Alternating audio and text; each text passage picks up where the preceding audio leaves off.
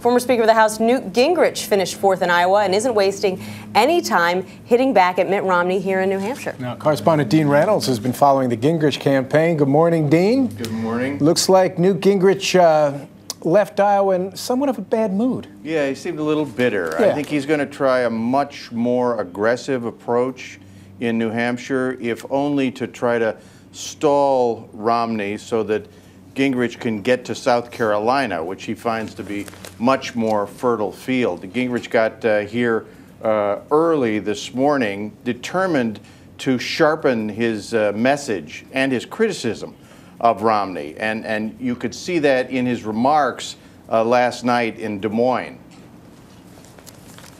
We'll have one other great debate, and that is whether this party wants a Reagan conservative who helped change Washington in the 1980s with Ronald Reagan and helped change Washington in the 1990s as Speaker of the House, somebody who is into changing Washington.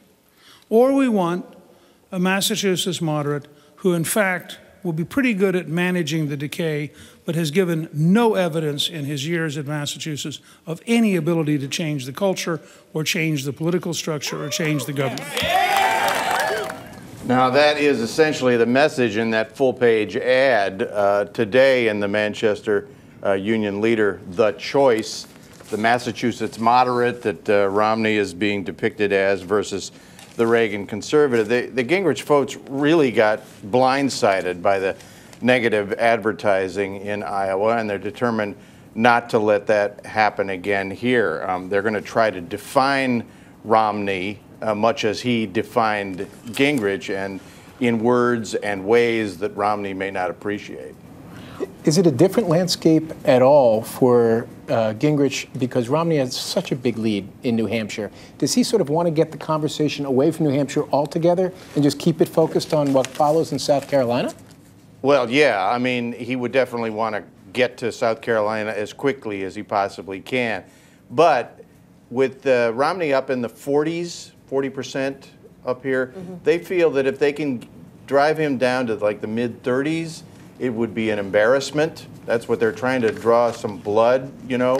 And if they can do that, then they feel that'll be, you know, a pretty decent showing for them, a result for them, and they can go on to South Carolina and raise some money, too. That's the other thing. They think they can go to Texas if Rick Perry really drops out of the race.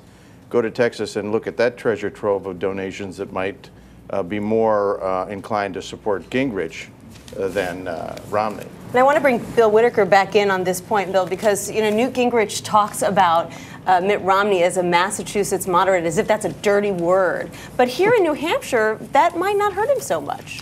It might not hurt him so much. But what's interesting is that in Iowa, Mitt Romney was able to pull about 25%.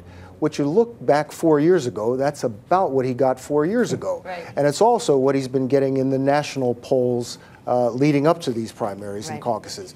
So it could indicate that Romney has a ceiling problem. He's got to break through that 25%. And I think he's looking to New Hampshire to help him come up with some bigger numbers. Right. Well, the big question is, does he get those bigger numbers once some of the lower-ranking candidates drop out? Yeah. Bill Whitaker and Dean Reynolds, thank you so much for joining us this morning.